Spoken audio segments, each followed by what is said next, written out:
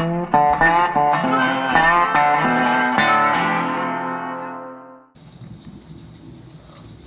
right, hey, welcome everyone. This is Chris Petri. Thanks so much for coming by. We're going to just do a beautiful ink and wash, basically, black and white, of this wonderful Colonial row house. We're going to cover everything from the pencil drawing first to start, with the layout of our drawing first. And then once we're completed with our drawing, we'll get right into the ink and wash of the painting, starting out with our darks first, our darkest darks. That would be the window lights, the lights of the windows, the small window panes, the door, some of the trees. We'll get those darkest darks in first. Then we're going to talk about how you can transition over to getting your lightest lights in next. A little bit of a different spin on things sometimes we'll do here, but it'll make your life a lot easier. We do the lightest lights next, which is sort of like the brickwork on the building. And then once we're done with that, then we go over with our medium tones, which would be the kind of the darker shadows, but not quite black ink, the dark darks, but still a darkish medium tone. We'll get those shadows underneath the eaves of the roof, the cornice, the soffits here on the first floor. So we're going to cover all these details and more, and you're just going to have a fantastic time doing this. And again, this is great, just fundamental work you can do as a watercolor artist. If you're here for the first time, enjoy it. You can always just work in pencil, doing a pencil drawing of this, of course, and then maybe eventually you'll pick up some ink and work with a little bit of some ink and a couple brushes and a bamboo ink pen. But trust me, this is just a fantastic way to build up some good acuity and your senses to darks and lights in your paintings. And this way, when you do this, what we're going to actually do, if you can believe it, within the next day or two, we're going to do the next painting is going to be this. We're going to do this same exact composition, but we're going to do it in watercolor with all full color. So we'll be using a full color palette. We'll be doing the pencil drawing the same way we did this pencil drawing, because we did do a pencil drawing first on this. And you'll just see how we're going to do that in the next video. We're using all the beautiful colors of the red bricks, the blue sky in the background, some of the really nice blues and shadows, some of the purples, greens, some of the beautiful greens in the trees and the foliage, kind of a spring type feel. So get ready. We're going to have a great time. Let's do this first, the black and white. And then in a couple days, 1 or 2 days, we'll get started on the color version. All right, let's get started. All right, so we saw the finished rendition of our Colonial row house in black and white ink. So I'm going to basically be using the Winsor & Newton ink. It's black Indian ink. So we'll just take a quick look at this. So this is what we'll be using to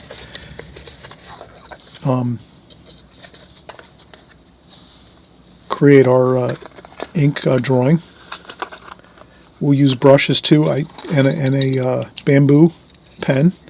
So I have a bamboo pen, and then I just grabbed a few brushes from my studio that I thought would be kind of good, that would work, really small fine brushes, square brushes, a round point brush, another small flat brush. And between all of these here, we're going to be fine. Of course, I have my pencil, retractable pencil. That's all we really need. And of course the ink we're going to use too. So I'll set the ink aside here. And I have a little small just tray. You can use anything that you have handy if we just want to make a little bit of a lighter wash, to make some lighter ink with a little bit of water in it, to do a little bit of washes with the ink. But I think we'll do a pretty good job, and we'll get most of it done with our ink, Winsor & Newton ink. It's by the way, it's 951 black Indian ink. And they come in these small containers, glass containers and jars. And the only thing I always mention is with ink, if you're going to be working with ink, please, wear like an apron. Don't wear good clothes.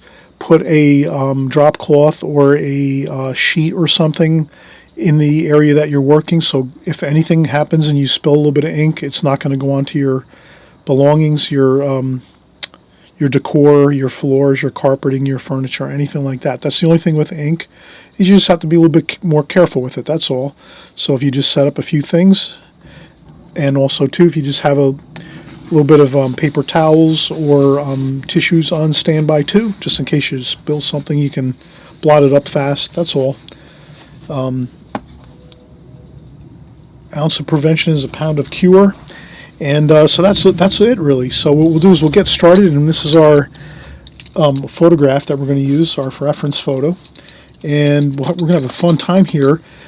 We're just going to take it in steps and progressions, just like we always do on my channel. I'm glad you're here, and especially if it's your first time here, welcome. You're going to have a fun time just kind of coming along and kind of seeing our process that we use. But pretty much most of the methods and techniques, 99% of the time that I'm using on my channel, I'm always repeating them over and over again, no matter what type of work I'm doing. So if I'm doing a watercolor landscape, a watercolor seascape, a watercolor city scene, watercolor flower painting, or if we're doing a black and white like this, a black and white rendition, some black and white ink wash on some paper, I'm going to be using all the same methods and techniques all the time. So all you have to do is, if you're following week after week and month after month and year after year, if you are desiring to paint and become more proficient in your skills with art and drawing and painting and watercolor and using some inks and some various different things we use occasionally, you'll be fine, because you're just going to learn that information over and over again. You'll see it, you'll hear it, you'll watch it, you'll be doing it, and it'll just become second nature after a while, and that's when you'll become a lot more comfortable and you'll have a lot of mastery with it. So this is just the next step here. And again, if you are just here for the first time, it's great to have you. Glad you're here. And we're going to get excited and we're going to work on this. So the first thing we're going to do is, we notice in this black and white photograph, and we're also going to have this weekend actually. So after this rendition in black and white ink, just ink on white watercolor paper, we're going to actually do this in watercolor. So we're going to use our normal watercolor paint set, and we're going to pencil draw it again, and we're going to do this in watercolor as well. But first, let's do it in black and white with some ink. Why not? It's fun to work with ink. Ink kind of really, too, in a sense, gets us to think about the darks and lights of the compositions that we're working on. So I've seen great artists, before they paint a watercolor painting, they'll do a black and white first, with just some ivory black and that's it, water, ivory black, and their paper, or maybe some Payne's gray, or some even sepia paint, or even burnt umber. So you can do black and white renditions of your paintings before you do your color painting, to get used to what you're seeing as far as your darks and your lights of your painting, because that's really important. Like, we kind of see all the darks. You look at how dark that door is. That's a very powerful dark. And look at some of the trees over here, very powerful darks, and all of these beautiful panes, lights and panes of these windows, all very, very darks. That's really powerful in the painting. That's kind of like what's going to make this painting exciting in this ink we're going to do, this ink drawing. So let's key in on that and get started. First thing I'll do is just do a light pencil sketch to get the overall shape of what I'm looking for very lightly. Then we'll go over with a darker pencil line over top of that, and then we'll go in and we'll do our ink work with our ink.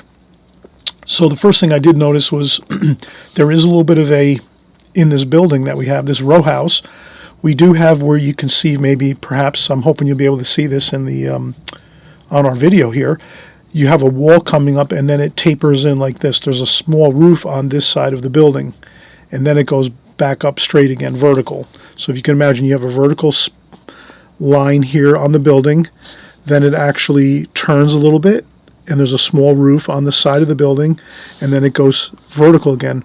We're just going to make this all one vertical line up here. So we're going to take artist liberty, as we call it, which just means you're going to kind of work with your composition in your drawing and your painting to suit your own needs. And so you're the artist.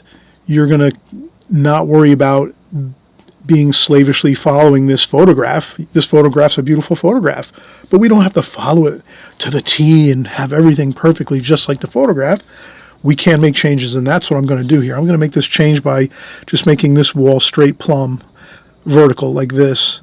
and just kind of like stretching it out up top here on the top section, because the top section's a little bit in more, if you can see that, right? So the top section's over here on this wall over here, and then over here down here it's a little bit over further this way, that way. So we're just going to take this wall line, just to keep it simple, we're going to go straight up with that wall line there. Okay, that's the only thing I think I'm really going to change. Everything else I think I'm going to keep the same for the most part. So I'm looking at, wow, beautiful, this row house is filling up the whole picture space. So that's what we're going to do. We're going to come down here and just say, all right, how much, just a very small amount of sidewalk here. So I'll put a little bit of a line across. You can use a ruler, of course. You could take a ruler and go across the bottom of your paper just to keep a straight line if you want to. Sometimes maybe, I know not everybody has been painting and drawing in watercolor for 5 to 10 years. So if you haven't been drawing for a long time, sometimes it's helpful just to grab a ruler and maybe get yourself a nice level line. You can even measure it too if you wanted to. You can say the sidewalk's going to be 2 centimeters up from the bottom of the tape. So I always tape my paintings or drawings, whatever I'm doing. So I'll make a pencil line around this tape. Okay, so 2 centimeters up, and I make a mark there, and over here 2 centimeters, and then I draw that line across, and that's the sidewalk. The next thing I do is I just say, wow, pretty simple. Just in a little bit from the edge of the painting is going to be the building right here, so we don't really have to get too fancy. That might be about 3/4 of an inch in from this way, in this way. I'm using like this is about a 6 by 8. So this is a 6 by 8. 6, I'll get just so we kind of know, this is 6 here. Hopefully this does not throw off your concentration. Seeing this, 6 by 8 inches. Like that.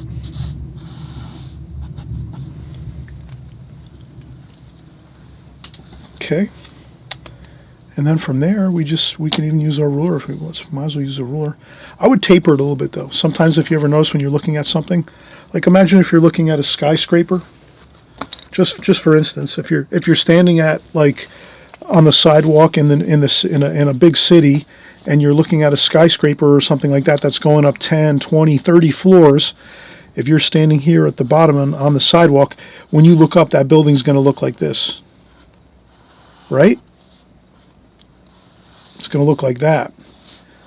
And that's perspective. That's, as you're looking up, things are getting smaller because they're going away from us and they're getting further away, and that's going to shrink it down and make it smaller. So actually a giant building like this, like this maybe, is going to look very much diminished as it goes up in height. So we're going to take the same idea, we'll just use it a little bit. We'll use that theory or that knowledge just a little bit to say to ourselves, we're going to make our building a tiny bit tapered upwards, but not much at all, just very slightly, just so it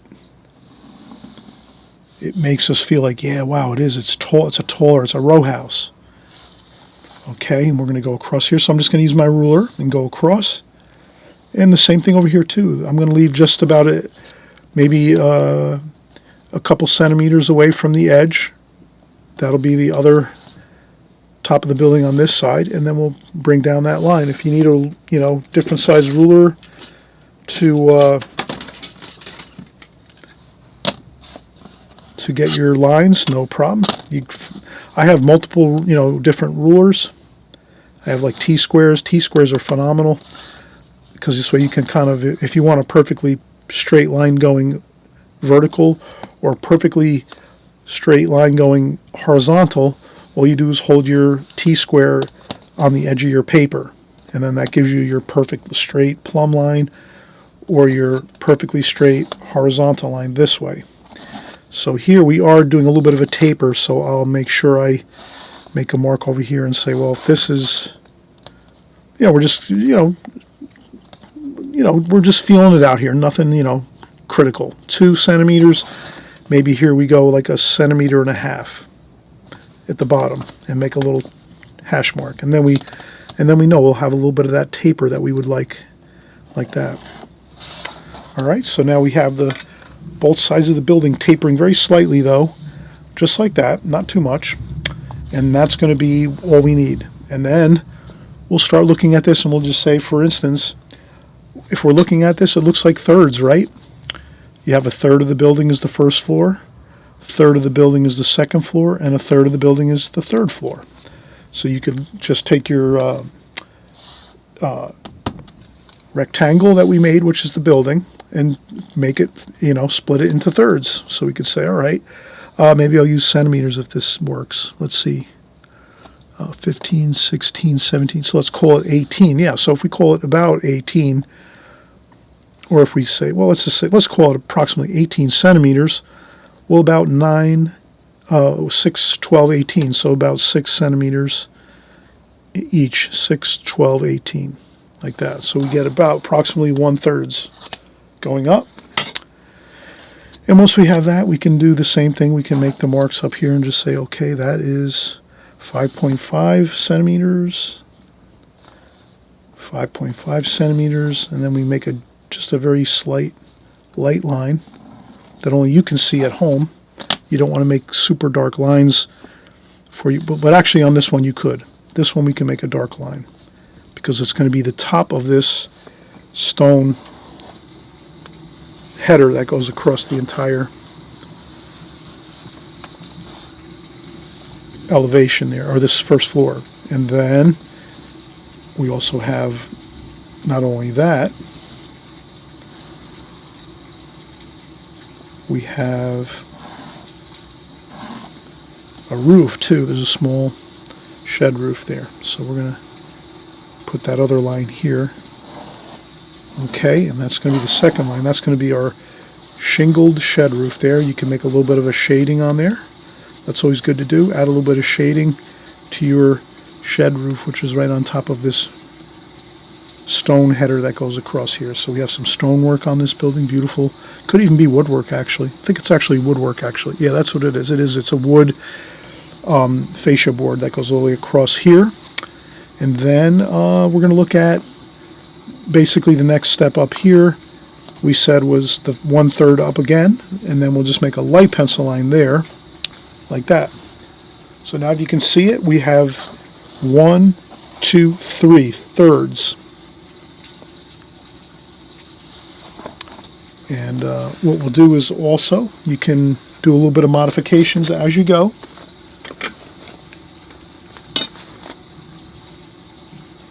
You can erase a little bit at the top on the edges of the roof here and kind of taper it out at the top a little bit, because we're going to have some we're going to have a cornice up here, a fancy cornice that kind of comes out like that. So we're just going to make a little bit of, maybe a little bit of a fancy style cornice up top, but we're not going to get too caught up in every detail of it. Just so now you can see we did a cornice up here, and what was that? That's about 1 centimeter. So we made a 1 centimeter cornice up here.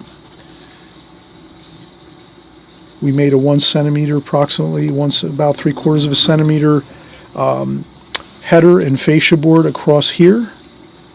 On top of that is a little bit of roofing here, a little bit of a shed roof. And then the rest is going to be brickwork and windows and some shutters. So we're kind of already in a good place. Now, if you're following along here with me, I realize I like to take breaks. Please take a break now, because you've been concentrating a lot. You're following along with me. We're going at a good pace. We're not going, really slow, and we're not going fast. We're kind of going at a good normal pace, and that's what we want. So now that we have some really good horizontal division points and layout of our facade here, we're in great shape. We're going to take a quick break for 5 or 10 minutes, and we're going to come back and we're going to finish up the drawing. We're going to get in the windows and the doors, and that's about it. And a little bit of the cornice here, we'll do a little bit of detail to that. But you'll see that it does go pretty well. as we're working this with our pencil lines. So this is the thing: if you can get these pencil lines in first, it's going to make your ink application really good, and really you can be confident with your ink application if you have a pencil drawing done first, because then you're not like guessing where things are, and it makes it so much easier. So we are going to do that. We're going to take our time a little bit. I know it's a little bit sometimes, especially if you're new here to the channel, or if you've only been working a couple weeks or a couple months. Don't worry about it. Just take your time, follow along with us as we go, and you'll see that it really is going to pay off, because you'll be able to get a really great rendition of this beautiful row house in black and white with some trees. We'll do the trees once we're done with the main building, then we'll put in the trees, and that'll be really nice too. That's going to make it feel like nature, and kind of like that beautiful city vibe, and you got the trees and the sidewalks, the sunlight, lots of beautiful sunlight in this picture going across. We're going to have some shadowing on the facade of this building. And then what's even great, I hope I did mention this, we're going to do this in watercolor too. So this weekend, we're going to do this first. You get the feel for it with black and white, and then, within the next 1 or 2 days, we're going to do this same exact composition in watercolor. We'll use full color. We'll use the red bricks, the beautiful blue sky up here, and all of the other beautiful colors that we're going to mix into this to come up with a really great painting, a beautiful watercolor painting. But first, let's do the black and white with the ink. And again, I'm hoping you'll try out some ink once in a while, because it's so much fun. You can do anything in ink, trust me. You can do any painting, any subject matter with some ink and a bamboo pen like this. That's all you need, a bamboo pen with maybe like a small and a larger bamboo point on this, and you dip it in. We're going to show you all the methods and techniques how to dip it in. We're going to show you all you need to get this done in black and white, as well as any other painting. Okay, we'll be right back. We're just going to take a quick break. All right, see you in a second.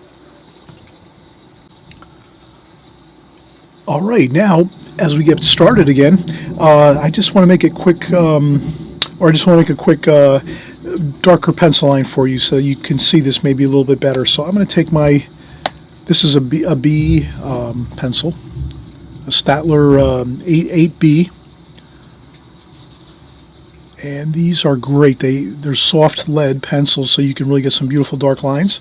So what I'm going to do is I'm just going to do this, and this is what I would call contour drawing. Contour drawing is basically when you just take your composition and you start drawing. You start in one place and you just go around the drawing and follow what you're seeing. Okay, now it's a little bit difficult for me right now because I have my phone in the way, but I'm going to spin around like that and just try to work this to our advantage here. Okay, so now we went around this, and then we come across here. I'm going to come across here like this. I'm going to come down here. I'm just going to leave this a lighter pencil line just because we know this is a floor. We have 3 floors. You can always erase this later. And then here we have a roof, a shed roof, a small shed roof. That's probably for like if people are coming out of the apartment building here, they have a little bit of a roof to stand under if it's raining or something like that, or inclement weather. Okay, and then we have another white trim board there. So we go across there. And then now what we can do is we can sort of start thinking about the windows and the doors, where we're going to put those, in the shutters. I think we could go back to our mechanical pencil, and we can just sort of look at it as the architects that probably created this building and put it into blueprints first, and then they followed along and made sure everything was according to the plans when it was being built. They kept all the windows in alignment vertically, so you can kind of see that. So the windows are aligned vertically. They're also aligned horizontally, like this. So that's all we really have to worry about. Let's get the windows in and the door. The door is actually lined up with the windows too, the edge of the door. So what I'll do is I'm going to look at this and say, I'm going to start over here and just get this first door in. This is an arched doorway here. like this. Then there's a little bit of a space between that. And then there's the next door here, the main entry door to the apartment building. And it's like this. And then what I'll do is when I'm done, I'll give you the measurements so that you can kind of see the measurements of what we used here. So this is a shutter here. I'm going to go lightly, shutter, window. Window's a little thinner. And another shutter over here. And the edge of the building. Okay, so it doesn't have to be perfect. As far as we're creating some artwork here, so you know we don't have to measure everything exact, but if you wanted to measure just to get a basic idea, so the first window or the first door is 1 centimeter over, 1 centimeter over here to the edge of the door this way, and then we made the arched doorway like this.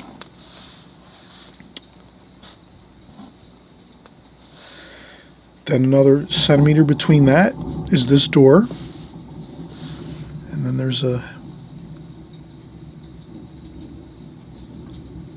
trim there, trim there. So there's trim on all sides of the door, like this. Okay, and then we have the shutter over here. And that comes down to about here. We have the window, which is right up to that wood fascia board. And this comes down here. And there's a sill on the window. And then there's another shutter over here, like this. The shutters are quite wide. These are actually authentic storm shutters that if you close them, they would cover the whole entire window. So these are very functional. They would function perfectly if there's a hurricane or a tornado to cover the windows and keep from the glass breaking. Okay, and then we look at the window and we just say, let's just take a second and say the window is divided in 2 halves, a top half and a bottom half equally divided. So you just divide your window in half like that. And then you just count the amounts of window panes within each of those top half and bottom half, and they're the same, so they're equal, they're symmetrical. So you would just say there's 1, 2, 3, 4 across. So we could just say 1, 2, 3, 4 across, and 3 high. 1, 2, 3. And the same thing, you just use the same lines you did for your first top half, drop those lines down the same way, and then just divide it in thirds again. Kind of like the same thing. Thirds, 1 floor, 2 floors, 3 floors.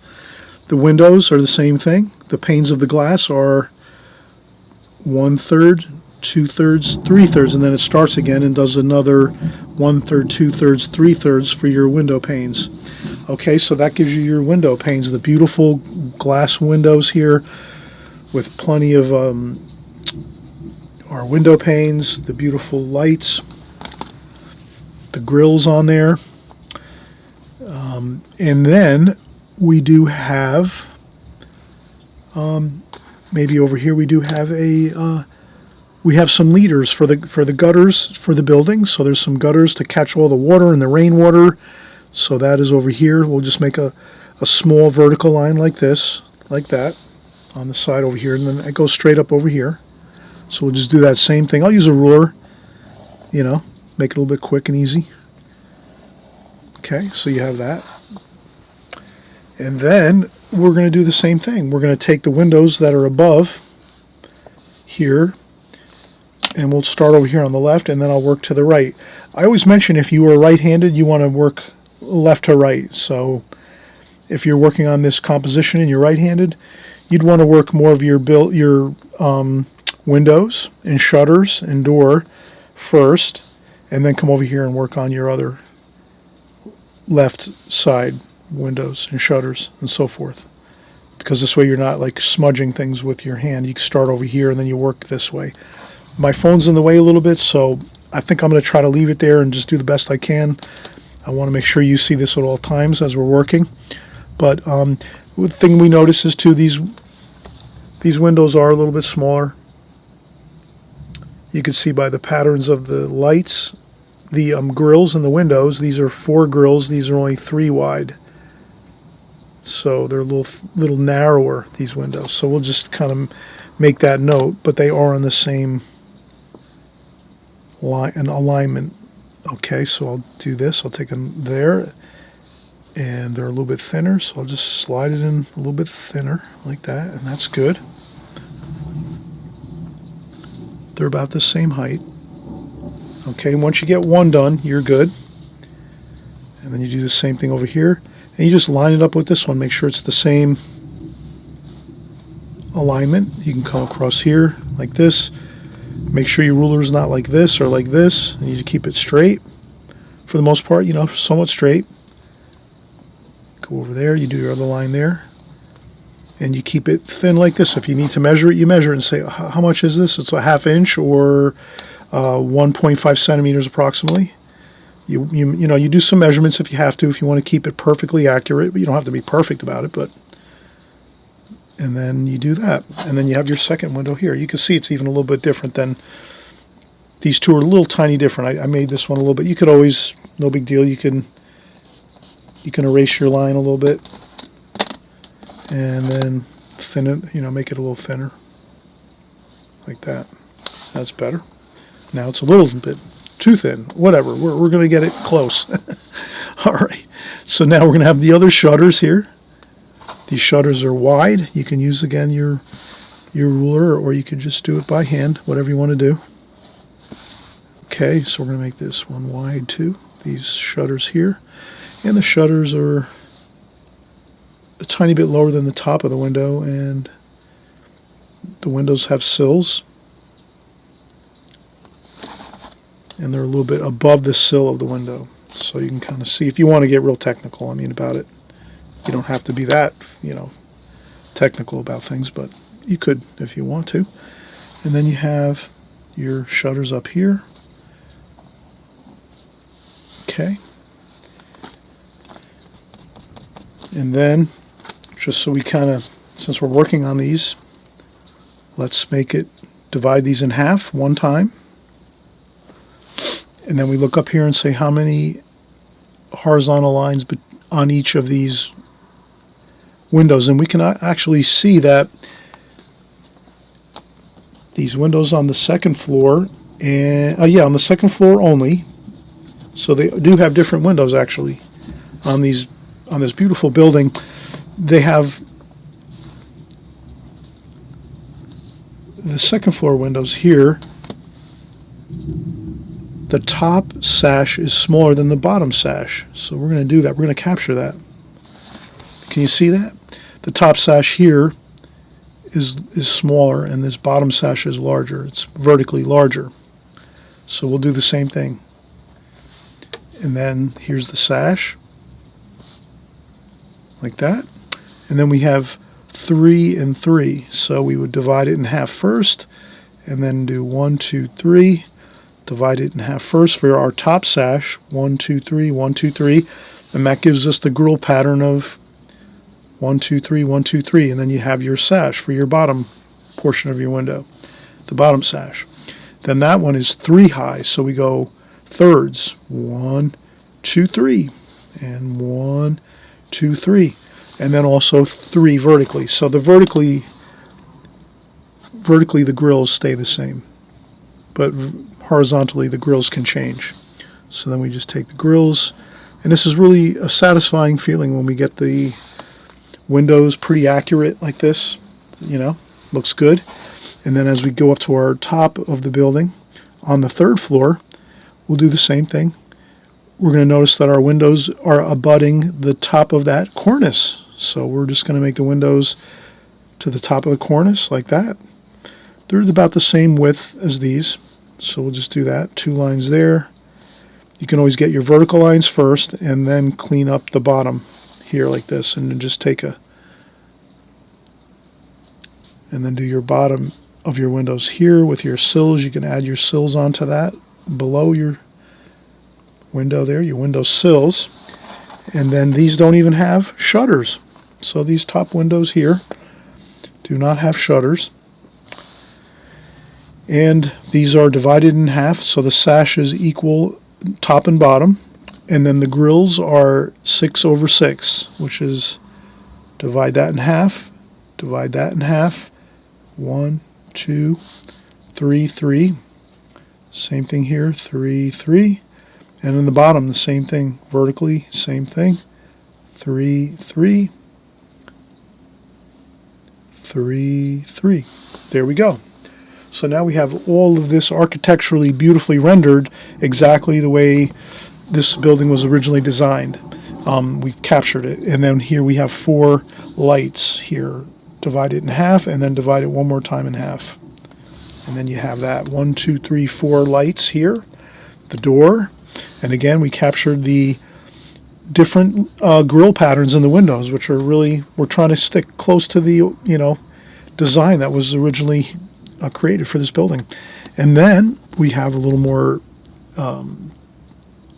detail up here. We have maybe the roof, the actual rooftop itself up top here. So we make a couple more lines. We're going to have some dental moldings here. Cornice, there's some dental, they call it dental detail on the cornice, like that. So we're going to do that, which is just going to basically, we'll simplify it. We won't get as, maybe as detailed as the photograph, but we will kind of capture that small bit of the dental section of this. So we'll just do small, and these might be like, I would say, what are these? Like 1/8 of an inch vertical lines across, and then we'll use the ink and we'll just paint around every other one. You'll see how we do that later. So we're going to cover that later to get our dental cornice trim. But we did want to put a little bit of that in there. And maybe, we'll just, if you have to bump, maybe add on some things to your cornice to make it look like this, to build it up a little bit, make it look a little more prominent up top there. That's fine, do it. Beef it up a little bit, right? If it's a little bit small or something. And you figured it didn't look quite as, high or tall, your cornice trim on the building. Sure enough, just do a little bit of extra, build it up a little bit, add on to it if you have to. No big deal. But okay, we have our beautiful cornice trim up top on the building. Windows complete. We can do some trim around the windows here. And that's important to get the trim around the windows.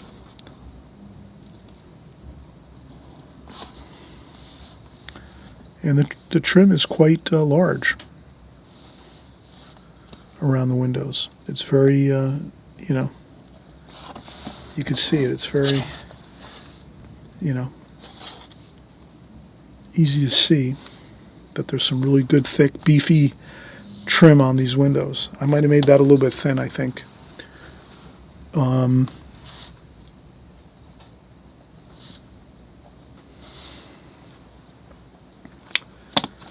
I might go a little bit thicker with the trim.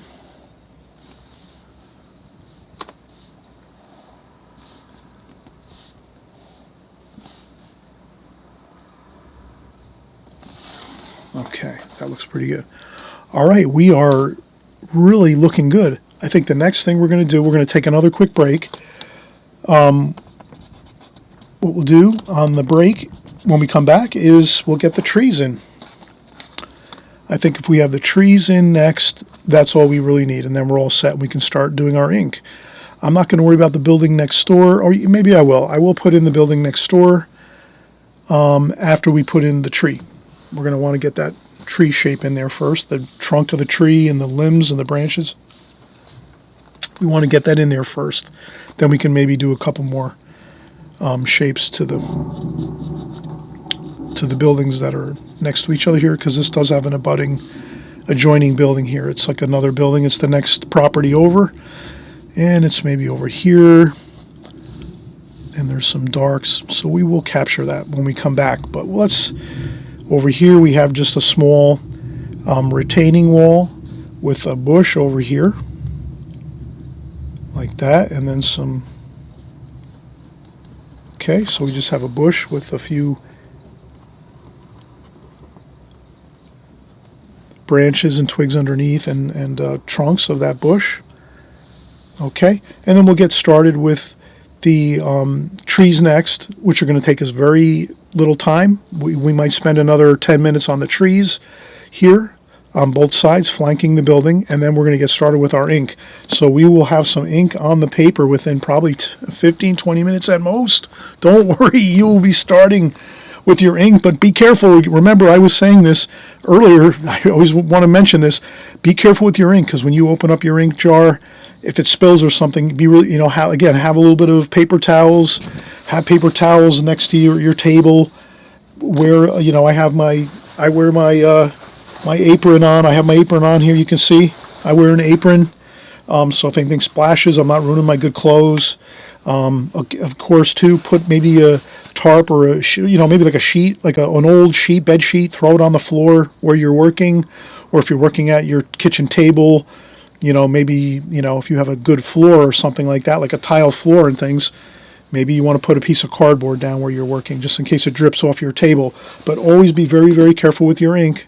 I don't want to see anybody have, problems where you're ruining some of your furniture, your carpeting, your flooring, anything like that. I know you work tremendously hard to have nice things in your home and things like this way, and your clothes too. If you buy really, nice clothes and things, I don't want to see you get splashes of ink on your clothes. Wear an apron, or you just wear your old, shirt from 10 years ago.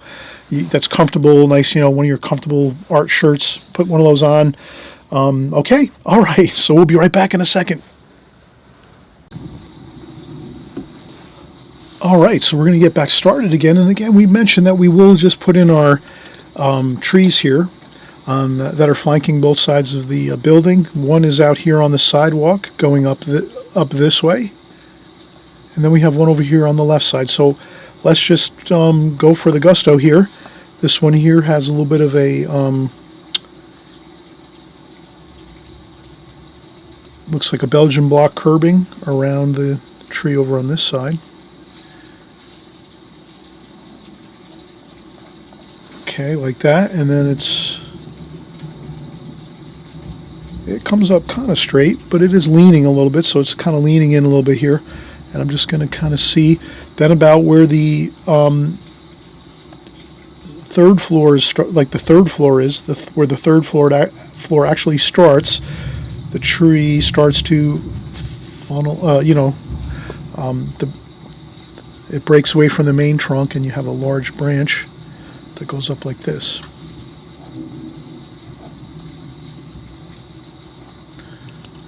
Okay, so the only thing I would mention with the trees and the limbs and things is, they kind of get thinner as they go further away from the main trunk. So that's kind of just something you can kind of keep in the back of your mind. This one here goes this way. They get thinner as they go up. And again, don't feel like you have to do everything perfect according to the photograph. Somewhat close is good enough. So here we have this limb going this way, and then over here, this comes down this way. There's another limb going off this way, like this. And then the trunk over here comes over like that. Okay, so that's the one on the left, and then on the right, and then over here on this one over here on the left, it sort of comes up straight like this, and then it kind of starts branching out at the second floor level, and we just kind of see it's got some really beautiful finer branches on there. So, and you can't go wrong just by doing your tree and tree trunks and things like this kind of loosely. You don't want to spend too much time on them. Okay, and we'll do more of we'll fill in some of the details and branches and finer branches when we use our ink and wash, okay? So don't feel like we're just rushing it on this section here. We're not. We're just getting the large main trunk of the tree in, and then we're going to do those smaller little bits of branches and things later with our ink and wash bamboo pen, and then even a brush. We might use a brush or two, of course. Okay, so don't feel like we're neglecting anything here. We're making sure we just get the basic, portion of the main trunk of the tree and some of the main branches that are coming off the trunk of the tree. We want to get those in, and I think we have it. Okay, and then again, we talked about over here, you might see some shadowing for some parts of the roofs on the next building. I'm not going to get too, I'm just going to put some parallel lines, some horizontal lines here where I see them, so that we kind of have a feel that there is a building next door here. And that's all I think we'll do. And maybe we'll do a little bit of an archway here, so you kind of feels like there's an arched doorway over here, just to make it seem. And then you could put a couple lines here, just to maybe some lines for the sidewalk, kind of there. And there's going to be some shadowing we're going to do, but we're going to leave that shadowing and things till later on when we're in the middle of working on our ink and wash. Okay, and I think that looks pretty good. I'm going to leave it like this for now. And then what we'll do is we're going to start our ink application now. So I'm just going to, I always like to work with a little bit of tissue or paper towel in my hand like this when I'm working with inks, and then I just have the ink and I just maybe spin it around a couple times like that. And this is permanent ink, so once you put it onto your paper and it dries after maybe half an hour to an hour or so, you could paint over it with watercolor washes and it won't reactivate. So you'll have a beautiful black ink application on top of your white paper, and then from there you can do anything with it. It's not going to reactivate, so this ink is permanent. Okay, so now maybe we'll just even start out right away with our brushes, and we'll start doing the darkest dark. So I'm going to go right in and do the door. So I'm just going to take my brush like this and dip it into the ink. And I'm not looking for perfection here. I'm looking to really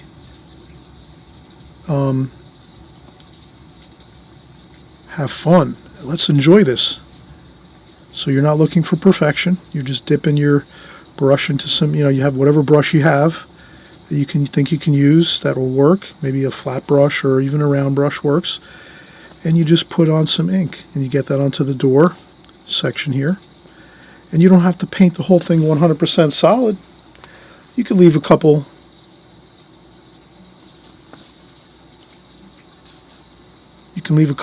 areas that are, with a little bit of light kind of on there. Next thing I would do is I'm going to change up too with a brush and see if I can find, let's see if this flat brush will work. So I'm going to use like a flat brush now. See if I can get in these. So I'm trying, yeah, that looks good. I'm trying to save those whites where the trim is on the windows, those small dividers in the windows, the grills of the windows. I'm trying to kind of save those like that. Okay, looks good. I'm probably going to have to switch again over to a smaller brush. I also have a water container. So I have a water container with water, fresh clean water, and that you can rinse off your brush when you need to. And I change that frequently.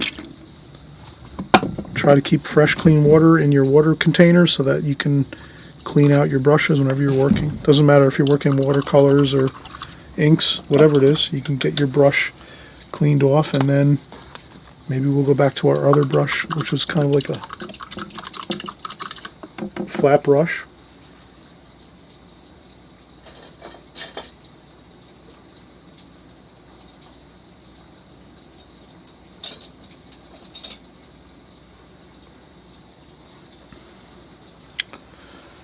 I might even use a oil painting brush that I have. That might work better.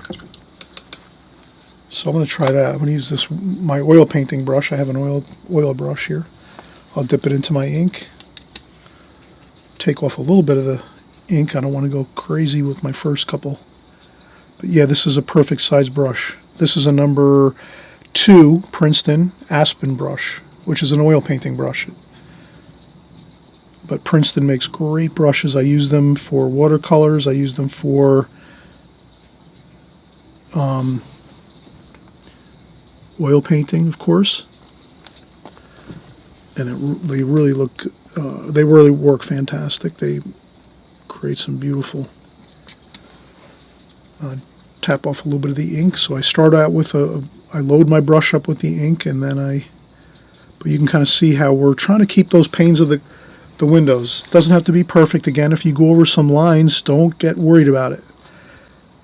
Okay, so I'll practice what I'm preaching here. I'm going to go over a few lines. You see how we did that? Don't make it perfect. Imperfection is actually quite nice. See how I did that kind of quick? Okay, yeah, I lost a few of the window grills, the white of the window grills, but that's okay. You don't want to suffer over this. Just get the stuff on there. Get the ink on there. We'll go right up here. Just don't lean into your ink you just put on there, and you'll be fine. And then let's do the same thing. Just start. I dip my brush in some ink, dry off a little bit of the ink. I don't want to flood the paper with too much ink, and then there we go. Look at that. Maybe I'll make a little bit of a dark shadow under the tops of the windows. That's usually where you'll see darker shadows, underneath the tops of the windows. And then try to go 1, 2, 3. I'm able to actually go quite a bit here with that one brush dipped in the ink. I'm able to look. I'm almost able to do a whole window. Yeah, whole window with just dipping my brush in, taking off some of that ink, and then going in and doing the panes of the glass. Okay, so that's all we're looking to do here. Again, you're not trying to be too perfect about it. If you go over some lines, like I'm doing now, you can see that's fine. Don't worry about it. A little bit of that imperfection looks good. And then, what else do we have here? Well, halfway here, this is actually the top of the sash there. This is the sash over here. So where you have your upper and lower sash, you can kind of this is just a real, oh my God, if you do this detail, you're really getting it. You're going the extra miles, because usually there's a little bit more of a shadow under where the window sashes are top and bottom. There's usually a little bit of a shadow under this where the sash divides the upper and lower section of the window. So as you can see here, I just put a little bit of that shadow under there, and right here too, and right here and right here, and you can see it actually will really look fantastic when you do something like that. It's just an added bit of detail you can put into your painting that's going to give you more mileage. And let's keep going here. Again, up here you can go across like this. Now up here on the top, we did notice, if we're looking at the photograph here, up top we're starting to see some of the sky reflected in the windows, so the windows aren't as much pure black on the window panes. So that's where you can kind of have more fun with this now. So now you don't have to do everything solid with your black. You can kind of just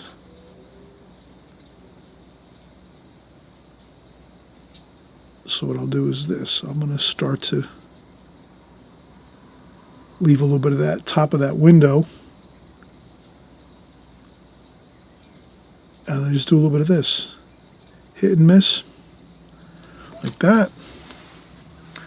We're picking up some sky reflections up top, and that means, again, that you're not trying to paint all perfect squares in your windows, because your windows are picking up a lot of light. So you're going to leave white paper in your window panes up here. So I'll just put a little bit of paint there, a little bit of paint there, some paint there, toward the lower part of the windows, maybe a little more black, you know, because it's a little darker at the bottom. So you can see it's a little darker at the bottoms, but the tops of the windows, and then I'll go with a little bit of an angle across like that. And that to me is looking really good. And we're just going to go right up top here. And I'm going to start getting some of this darker darks up here across the top of the cornice, like this. Okay, so I got a nice dark line just like up there. And what else do we have? I'm going to rinse off this brush, our number 2 Princeton Aspen brush. Can't miss it with the blue stripe on it. Rinse off my brush, dry off a little bit of the water, take my ink, dry off a little bit of the ink here, and we see if we can get a little bit of that shadowing for our leader. Okay, so now this takes a little bit of, you could put a piece of tape on here if you wanted to, so don't be afraid. You can always, if you want to, if you have some drafting tape, artist tape, you could take tape and put it on here for your your leaders, right? We said that there's gutters and leaders coming down from the rooftop up here. So you could always do that too. If you want to keep a straighter line, dip your brush into the ink and just run it along the tape. Like that.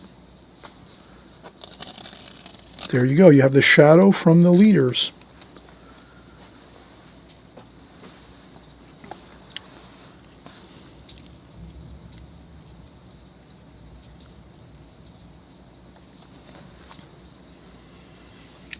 Okay, now I'm going for the darkest darks, so I'm going to get another tissue, a clean tissue. I like to change out my tissues occasionally.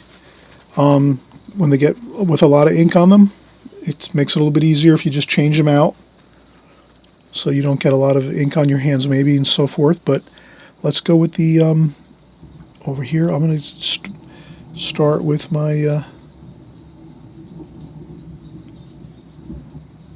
I just take my brush, lift up my hand. And this is always dry. I always make sure this is dry first before I rest my hand down on there. And whatever kind of brush techniques you do use, I always mention I have a book on watercolors. It's called Methods for Success. It's in the description box below. I have a 2-minute video that shows you every page in the book that I have on all my paintings. I have over 60 of my best paintings in that book. So you're going to get all kinds of exercises on brushwork, how to use your brush, brush techniques, brush stroke techniques, paint application techniques. So I've kind of really prided myself in giving you a bunch of great information on getting started if you're just beginning with watercolors or doing artwork like this. All my techniques and methods work for any kind of application of paint or ink. Even oil painting or acrylics, you can use the same techniques that you use for watercolor in any medium that's a brush technique type medium. Okay, so now I will do the shadow on the left side of this tree, which is very, very dark. Later we will come over with a lighter wash and we'll do a lighter wash on the right side of the tree, but we want to get that dark shadow first. Over here like so, and you can see we just get that on there like so, and then I'll use again more ink, take off a touch of ink just so we don't have too much ink flooding onto the paper, and you just get that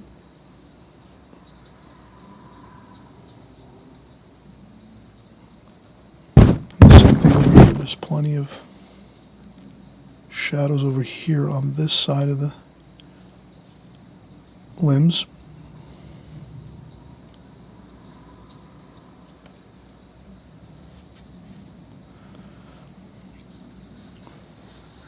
And the same thing over here. It looks like there's a good dark bit of ink there.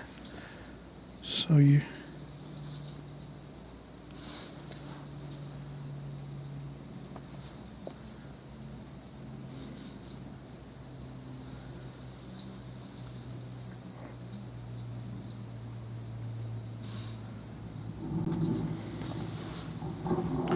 and that is good. All right, so at this point, I think we have quite a bit of darks here. I'm going to put some darks there. I'm just going to look for a few. There's another one here.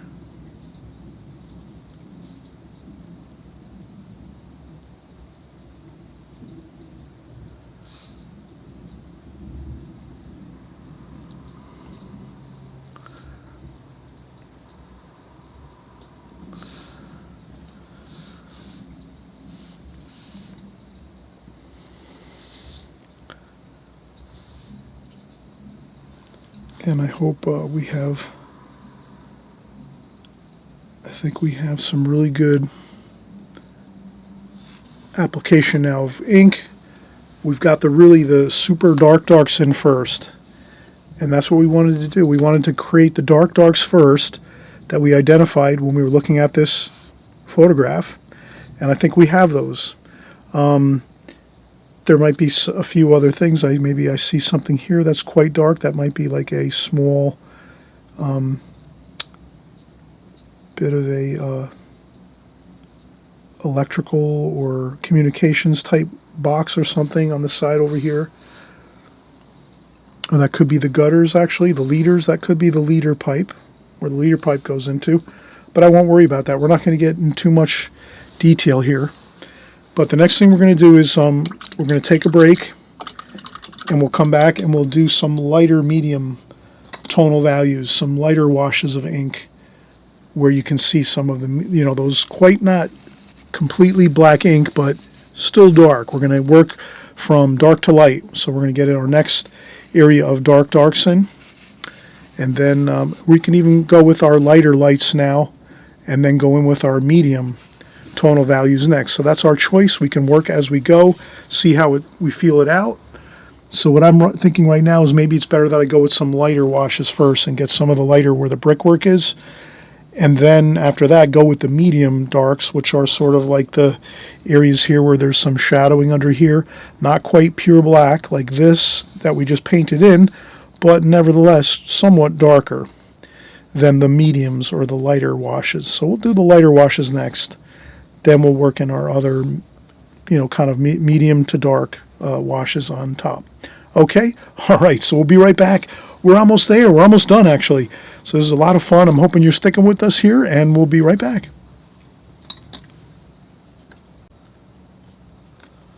All right, so we're getting back started again. We've got this, don't we? This is really coming along beautiful.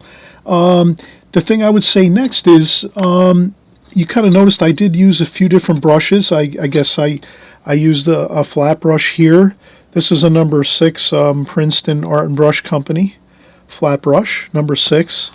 It's easily distinguishable. It has that brown wood tone finish, but it's a synthetic brush. It's called a number 6 shader, Princeton Art and Brush Company. I think I have that down below my and it's like a link to Amazon. It's maybe like maybe like an $8 or $10 set of brushes. You get like maybe 6 or 7 brushes, a couple of flat brushes like this, a couple round brushes, maybe another couple. I think like maybe 2 or 3 of these type flat brushes, but just a great deal. Princeton makes great brushes. I buy them all the time. For many years, I've been buying Princeton Art and Brush Company brushes. I also have this other brush here. This is kind of like more of a smaller flat brush. This is just an old, like very, very inexpensive number 2 flat brush. This is a Princeton number 2 Bright Princeton Aspen series. You can't miss that with the blue. A really nice flat brush that we did the windows with. These really came out fantastic working with this. Synthetic brush too as well. And then this one here is this is a Blick Studio synthetic brush. It's called a 1/2 inch Blick Studio synthetic stroke. We're going to use this one next. We're going to use a little bit of water with it. We'll put a little bit of water in our paint well here, and we'll take a little bit of the ink and put a little bit of the ink there, like that. And then with that, we can just kind of move the ink around a little bit. I'm trying not to activate any of the colors that I have here, so I'm just trying to put a little bit of the ink in there. And this is what I'm looking for here. If a little bit of ink, a little bit of watercolor gets in there, I'm not going to be, worrying about it too much. We're just trying to get the overall idea of the light and darks of everything here. So we're back on our plan of action.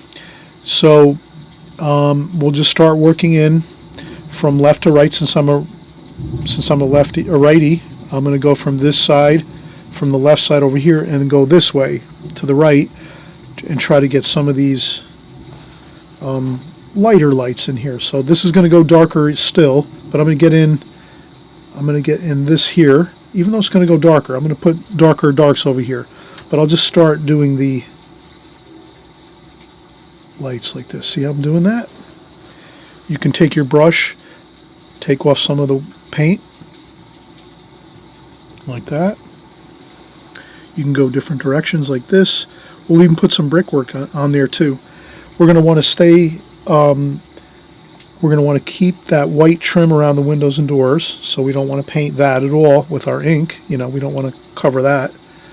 So again, I'm just going to take some of this light wash here and just start getting it on there.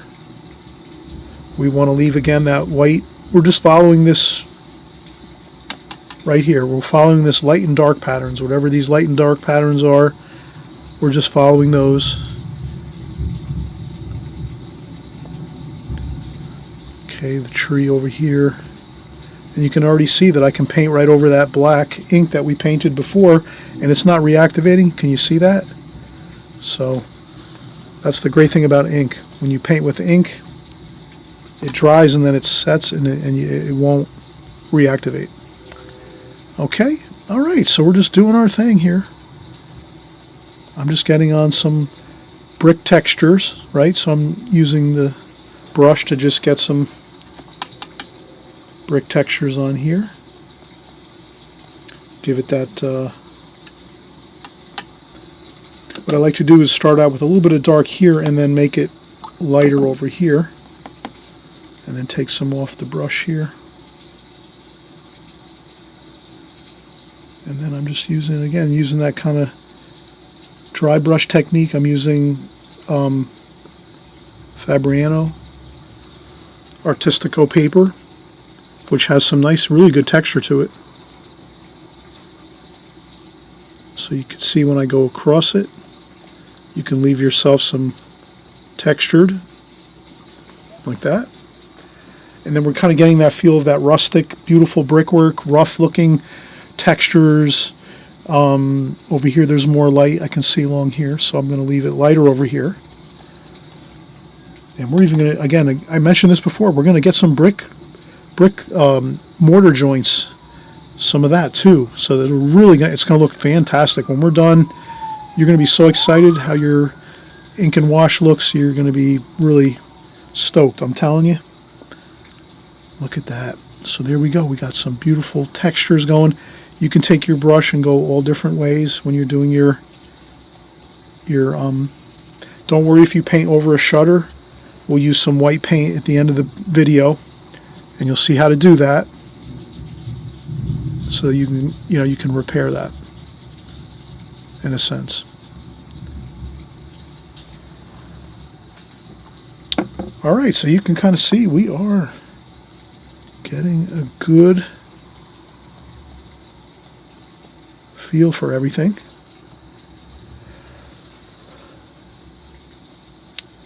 There's going to be some shadowing right from the trees like this on the sidewalk. We'll go with some darker shadows too, but we're going again with the lighter.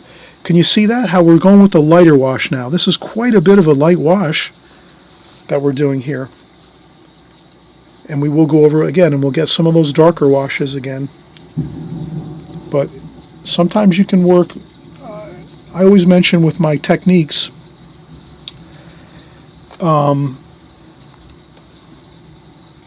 My techniques are very flexible with watercolor and any mediums that you're using, but especially, of course, I'm a watercolor painter, but my techniques are very flexible. So when you learn, again, when I mentioned that my book is so valuable, because my book, I teach you all the techniques and methods you need in watercolor.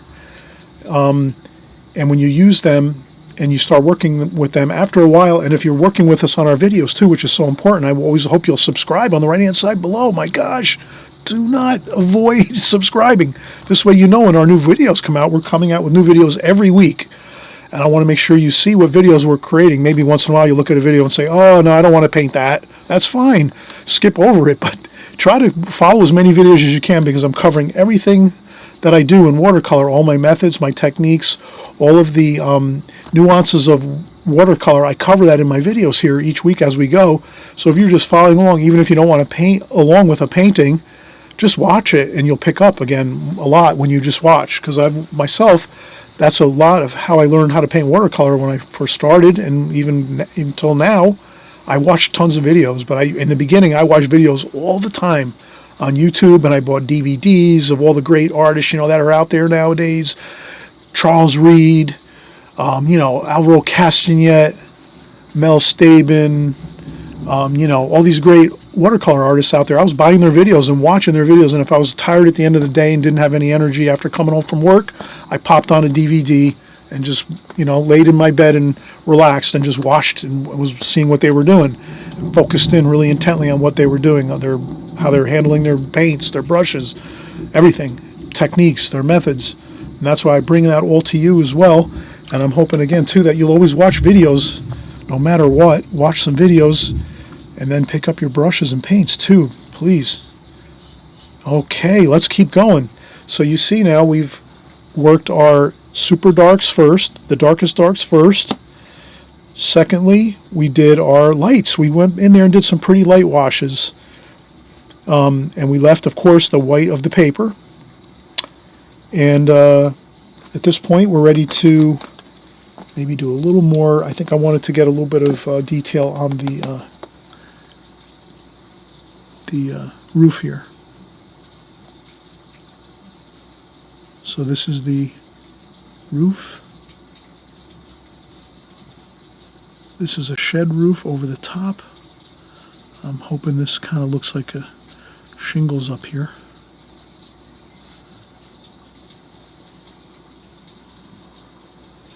I'll try to make a little bit of a darker line here so we get a little bit of a break point there where they have the shingles. And then this here too, of course, is dark. That's a pretty dark underneath here. Underneath this shingle roof is a shadow. So we'll get that shadow in too. Right above that wood trim. And we have our leader pipe there. And this over here is something different. So we don't want to, this is a different building here, so we don't want to have that confused with that. And then over here we have another door over here with an archway. And that's next to this building here. All right, so I think we are really in great shape. The next thing we're going to do is, I think what we'll do, we'll get some brick textures and we'll do some darks too, where the darker shadows are. So let's do that first. Let's get in those darker shadows to kind of like get ourselves pretty much to the 90% finished complete point. I also needed to do a little bit of the brickwork over here. So that's over here more. Get some of that there. Okay. A little bit of darker shadowing under there, like that. Okay. All right, let's take one more quick break.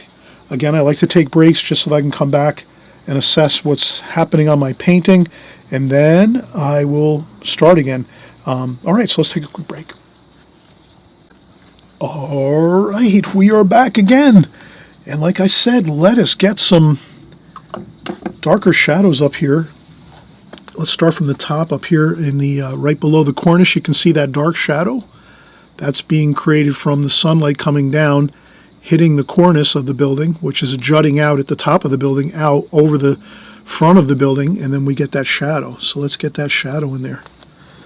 And it's not completely black ink, but it is dark. And it is quite a bit of the ways down. Let's take a look how far that is. That looks about good.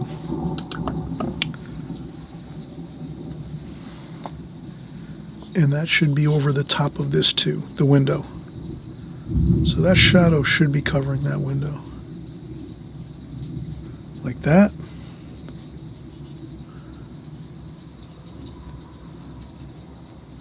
I'll add a little bit of water to that, but it should be pretty dark, but not completely black ink like I was saying. You can always blot up a little bit with a tissue.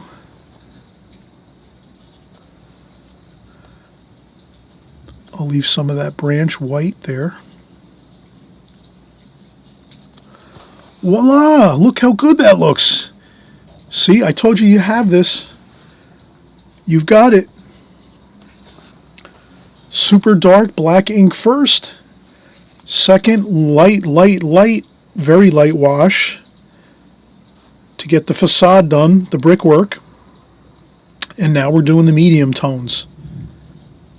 And we're flexible. We work with flexibility with our paintings. We don't just always say, oh, no, we just got to do, everything light first and then go over with the darks. No. You can work your own magic the way you want to, but let's just have fun with this. And you can see we've kind of really made it easy for ourselves to get this painting completed by kind of strategically doing things in that certain way of darks first. That's easy. We could see the super darks first. Secondly, we know we'll have to have some lights here, some light washes, right? Completely bright white paper we can see is the sky and the trim, the trim, this door, the trim around the windows and the doors. The shutters are completely white paper, so there's some areas you're leaving white paper, you're not going to touch it. And that's what we did. When we did our light wash now, we went around the white of the shutters and the window trim. And that is really, we can take some darks here. That's the window sills here. There's a shadow under the window sills. You can do that. Same thing here, a little dark shadow under the window sills. Like that.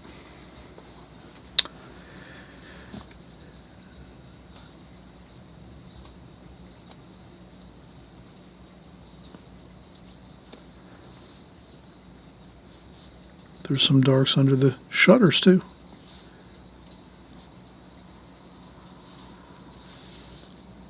Okay, so there's some dark shadowing under the shutters like that.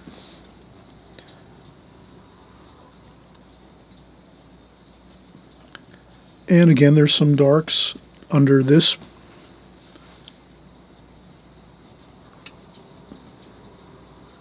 And again, it's not completely, this is where it's a little bit, you just have to really kind of take your time and figure out your, you don't want to go with completely pure black ink over here like this section here.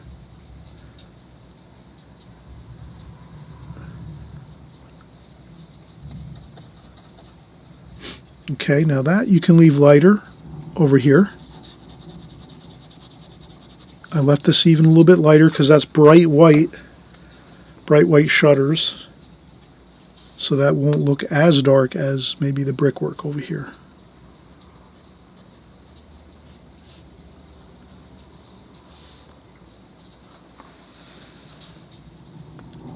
And this is just, again, I know you're doing a great job back in your studio, back home at your kitchen table. Maybe you're working on your stack tray. You're working on the old coffee table. I like working all around the house myself too. And but let's see here. Look at this. Look how good that looks. All right. So we're really getting that real nice shadowing effect now. And that didn't take too much time really for us.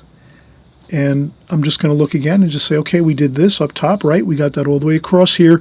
The only thing in this photograph, it didn't really capture the shadowing on the windows, but I wanted to make sure I went all the way across the windows too. So that's the only thing I did different than the photograph.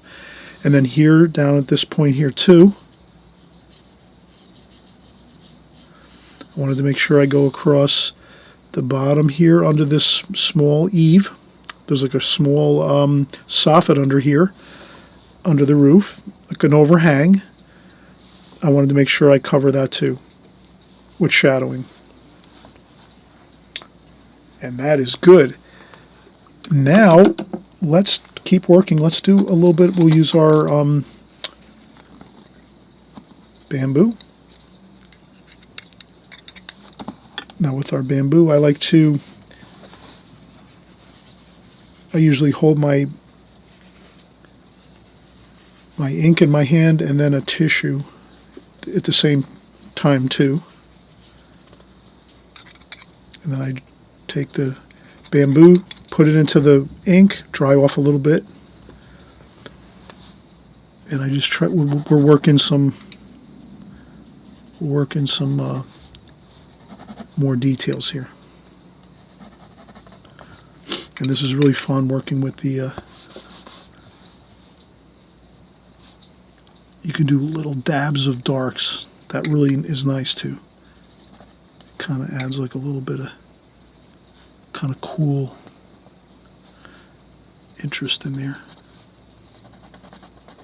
Give it some fluction, some variation to things.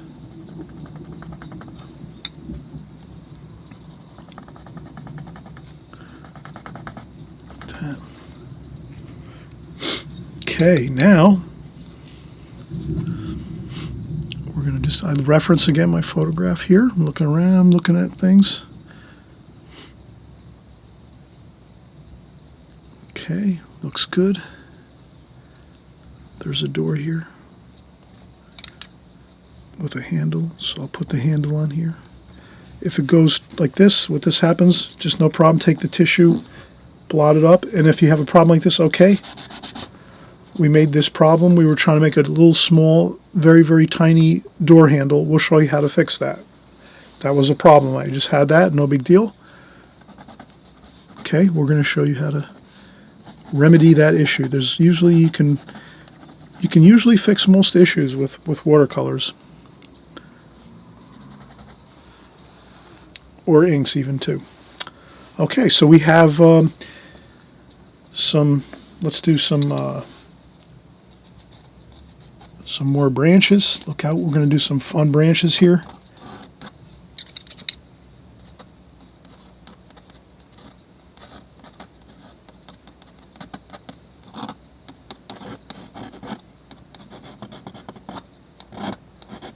Scratch in some branches, right?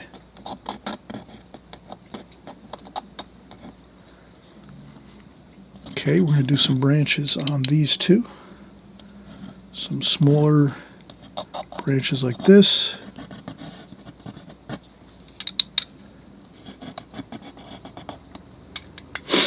Okay, so you want to build up a little bit of layering with your painting. Now we do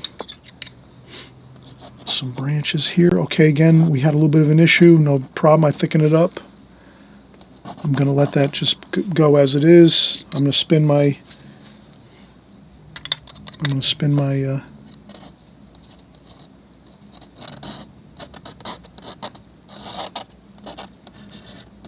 this I'm doing a little different than but I think this does look good. I'm building up the layerings here. When you put on these branches like I'm doing, it pushes the building back and it makes it feel like more three-dimensional. Can you see how that does look a little more three-dimensional now that I'm doing that, putting some of these branches on here like this? So you just do scratching a couple of these branches like this. Doesn't have to be a zillion of them, but just put a couple of them here and there, like that. Maybe even a couple down here too might look good. Just like that, and that looks good. And maybe even a few over here that come from this tree over here, like that.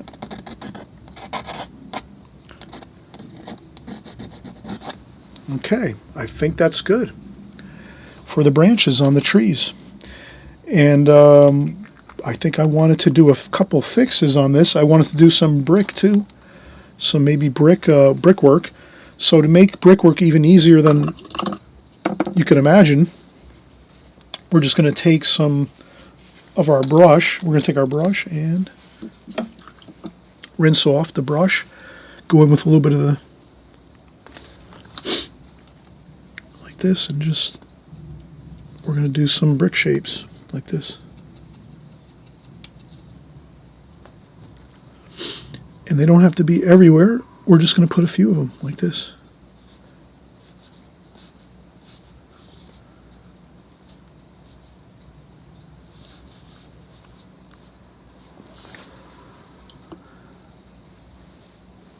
I would do them lighter. I'm going to blot up those. Okay, I'm going to blot them up a little bit.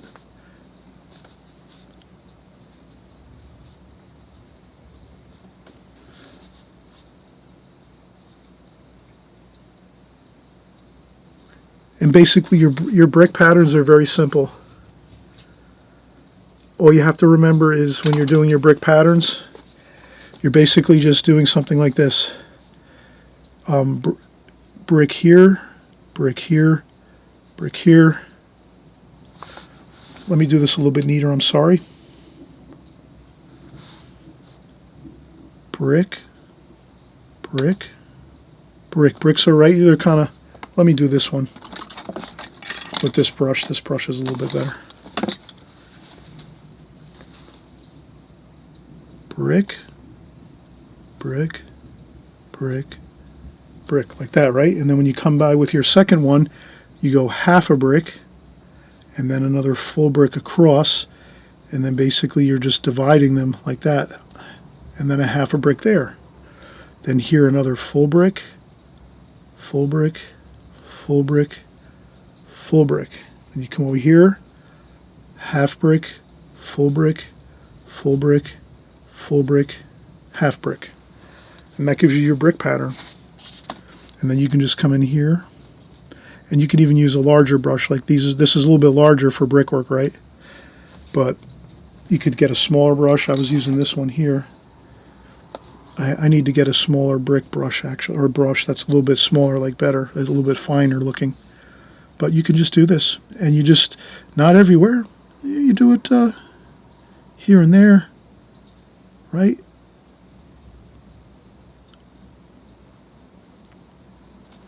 And if you just put a couple brick like this, a couple, you do that pattern I just showed you. Here and there, whoever's looking at your painting, their mind is going to think immediately brickwork. They're not going to figure out that you just did a few. You're kind of tricking the people that are looking at your painting, thinking, oh my gosh, this artist did like a zillion bricks there. Wow, how did they do with that incredible brickwork? And then you know yourself, we know as artists, we're just trying to get a real interesting feel for the people that are looking at our artwork, so that they feel like they were seeing something that's very familiar to them. Brickwork is everywhere. So if you just put a couple bricks here and there, they're thinking the whole building is brick. You don't have to paint every brick of this building. That would be a lot of work. If we were sitting here trying to paint every single brick in this facade of this building, we would be going nuts. But we don't have to do that. We just take a couple of that brick pattern and just let's do a few of them here and there.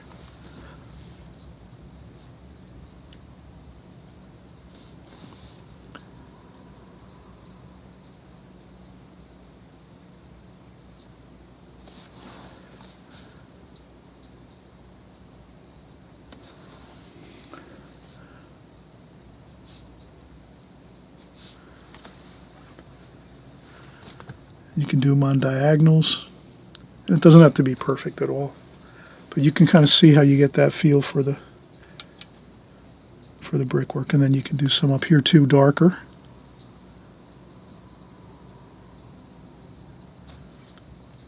So where you have some darker areas here, you could do the bricks even darker. that won't matter. No one's going to really notice it.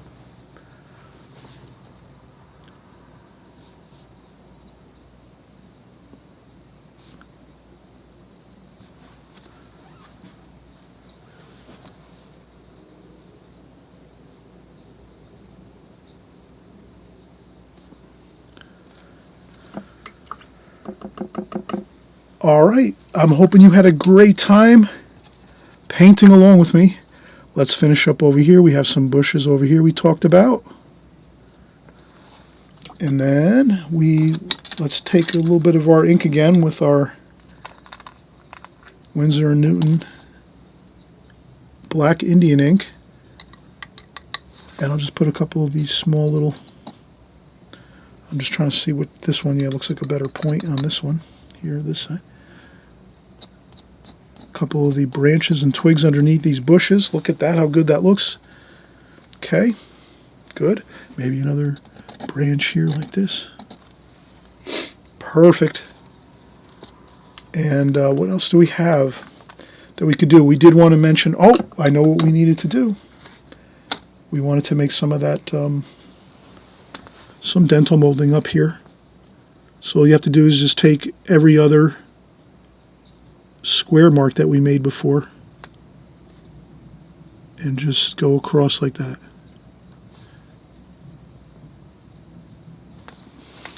And there we have it. And then maybe another line across for some of that other trim that's on the cornice trim. And then what else do we have?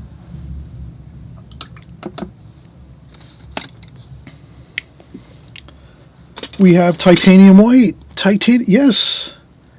Titanium white will help us to just repair a few things. Like we said, I made that door handle there. That was not good. Don't worry about it. You take some titanium white. You just dip your brush in that. I have another brush here, a round brush. Kind of a finer looking brush here. I just paint right over that. No one's going to notice that at all. See that? Right over the top. Lots of titanium white, go right over that. And then once that dries 100%, then you can maybe take a tiny bit of, maybe even a Sharpie marker to make a handle on that door so that there's no problem with it. But you can kind of see how this all has come together with the darks, the lights, the medium tonal values in this ink drawing. And ink painting really too. We did painting and drawing with ink. We used the ink pen, the bamboo ink pen. We used our flat brushes, and we did the pencil drawing first. So you kind of got a feel for like a lot of different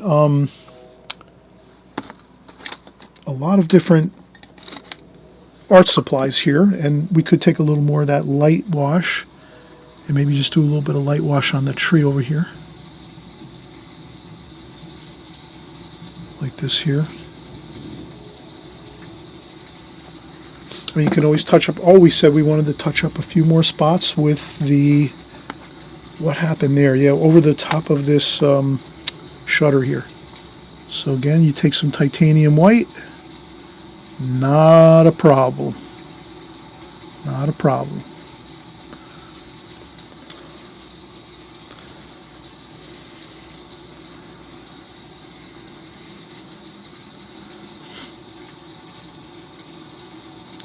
Maybe a door handle over here. Like that. That looks good. Maybe a couple of lines denoting some panels in the door.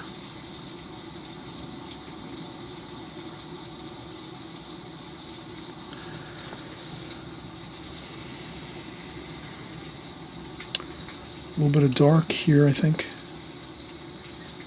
Like this, I think, around that arched doorway. But really, I think, yeah, this is good. And the fun thing is, remember, within a couple days, we're going to be creating the watercolor painting, like that. We're going to do it with red bricks. Isn't that beautiful? So we're going to do the same exact thing with watercolors, using the beautiful red bricks with some of those blues and greens mixed in there, some beautiful shadowing. We'll mix in some colors, some of those orangey colors in the background there behind the buildings, some really bright fresh looking greens for the leaves on the trees. It's kind of a spring type of feel. Which reminds me, you can always take right now at this point, you could take a little bit of water with a little bit of wash, the ink wash, and you can splash on a little bit. I have to get a little more water. Okay, right like that. You can splash on a little bit of black ink for some leaf forms, which I did not do before. So do that. That's going to also bring this up to another level of detail that you really want. Adding some splashes, okay? That feels like some leaves on the trees here. Okay. More water. Sometimes to get some good splashing, you have to get some water on there. Okay, some leaves on that one there. Okay. Okay, there and there and there. And some more there. You could do a couple finger taps here and there.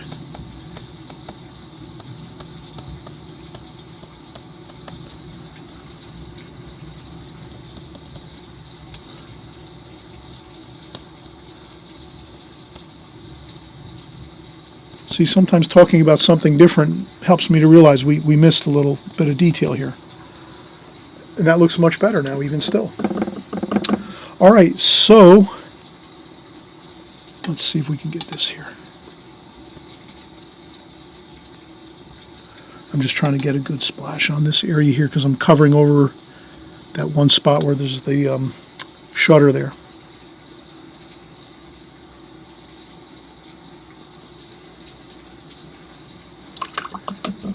And okay, I'm getting a little fussy now.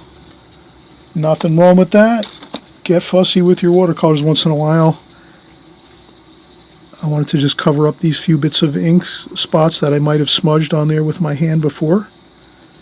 So if I do that, I feel better already. I'm kind of making a little bit of corrections to things. But I think that's it, really. I think everything is fine from here on out.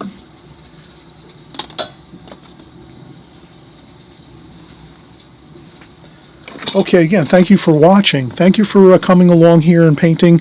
We've had a fun time, enjoyed ourselves doing the black and white really rendition of a wonderful, beautiful row house, 3-story brick row house, colonial style.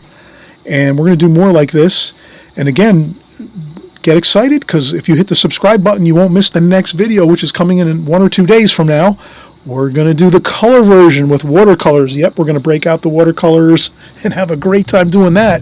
And we've already got the feel for this. So once you've drawn this, painted this in black and white, once you start on your next rendition of this painting, you're going to have so much fun because it's going to be so much easier. You've tried it first with the drawing and the ink and wash, and now you're going to transition right over to the watercolors, and you're going to see how beautiful it turns out when you're working with some really wonderful colors. So we're going to do that. We're going to use our standard watercolor palette with all of our colors that we're going to mix in and get going on that. So again, thanks for watching, and we'll see you on the next video. Within the next few days, we're going to start this one. Don't miss it.